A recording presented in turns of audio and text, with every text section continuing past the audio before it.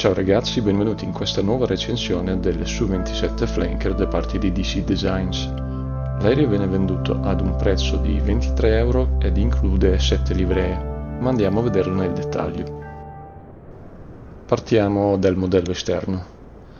Per me si presenta appena sulla sufficienza, non tanto per le proporzioni ma più che altro per le qualità delle texture. Infatti se andiamo a vedere l'aereo da vicino, quest'ultime appaiono poco dettagliate e molto sfocate, come vedete di seguito.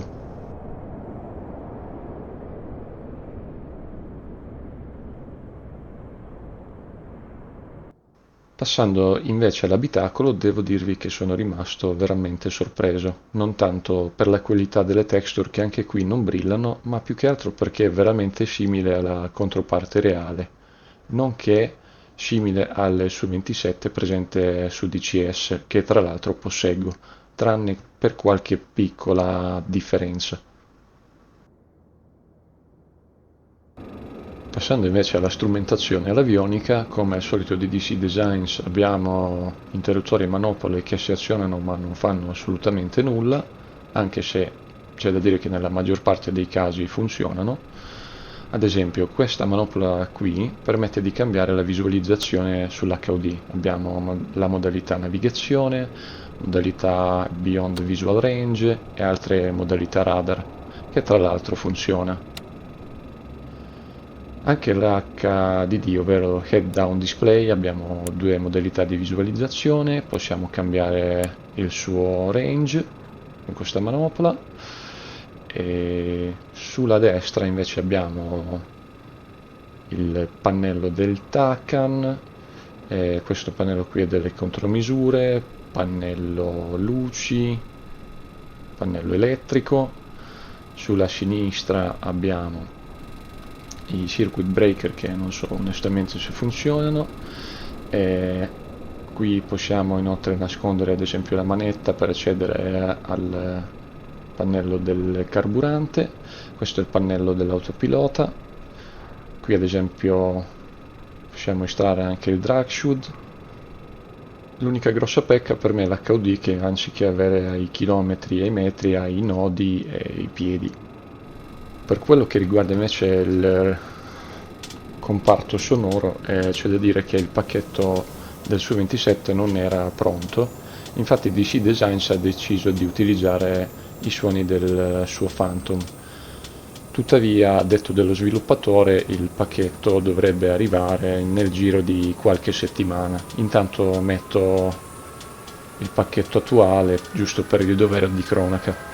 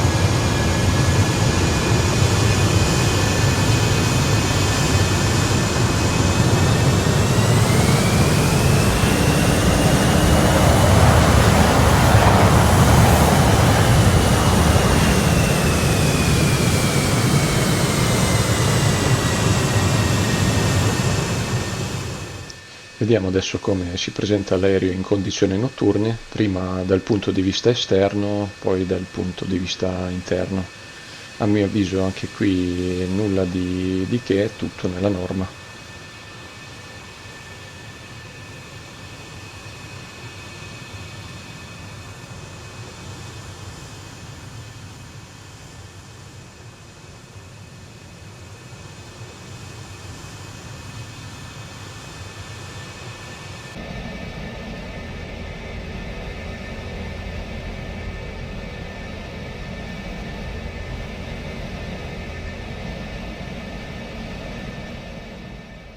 Procedendo invece con l'accensione potete seguire benissimo la checklist interattiva che è presente con l'aereo, anche se la trovo abbastanza sbrigativa, soprattutto durante alcune fasi del volo, e non vi aiuterà neanche il manuale che potete trovare online, anche quello è abbastanza ridotto. Secondo me si poteva scrivere qualcosa in più e fare una checklist più esaustiva, ecco.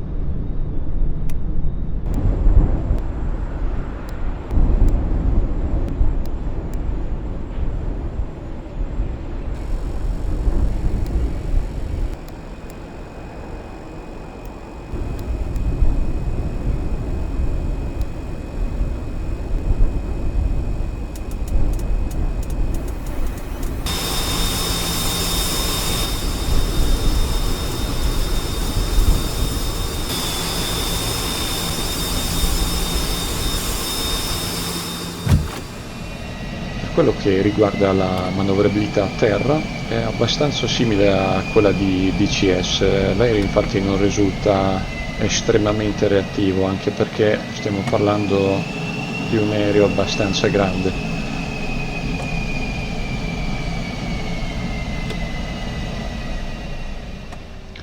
Infine parliamo del modello di volo, delle flight performance di questo aereo. Basandomi anche su quello che è la mia esperienza sul Su-27 presente su DCS e su War Thunder, parto col dire che la spinta generata dai motori qui è veramente eccessiva. E il fly-by-wire, che tra l'altro è presente sul Su-27 in realtà, qui mi risulta veramente troppo preciso.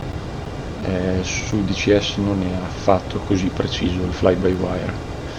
E infine, secondo me l'aereo qui risulta estremamente manovrabile, cioè è veramente super responsivo. Questa cosa si nota soprattutto, ad esempio, come in questo caso, quando provo a eseguire un roll. Discorso a parte invece per quello che riguarda ad esempio quando provate a eseguire un looping.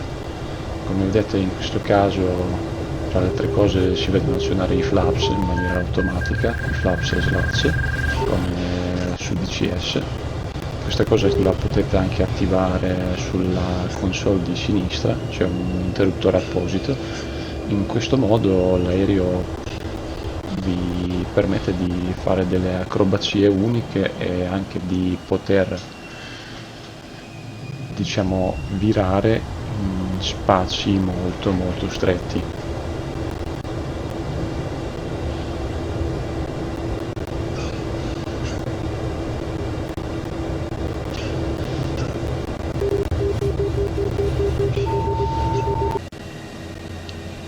Se disattiviamo questo interruttore qui, che non è altro che il G-limiter o angle of attack limiter, possiamo eseguire la famosa figura acrobatica Cobra, che tra le altre cose è descritta nella checklist interattiva.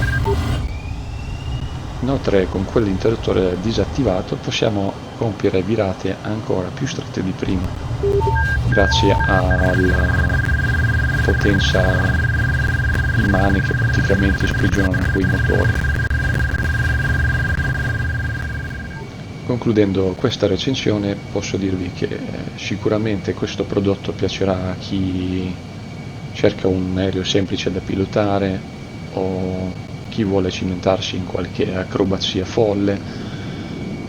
o chi vuole semplicemente simulare qualche dogfight ravvicinata. Vi ricordo inoltre che grazie alla presenza del radar, che tra l'altro rivela sia i giocatori multiplayer chi li ha, potete cimentarvi anche in qualche intercetto. Sicuramente non è un aereo study level, non ha un modello di volo complesso che si avvicini a DCS, questo penso sia chiaro. Di seguito vi lascio tutti i pro e i contro che ho riscontrato in questo aereo. Se il video vi è piaciuto lasciate un like o un commento e niente, alla prossima!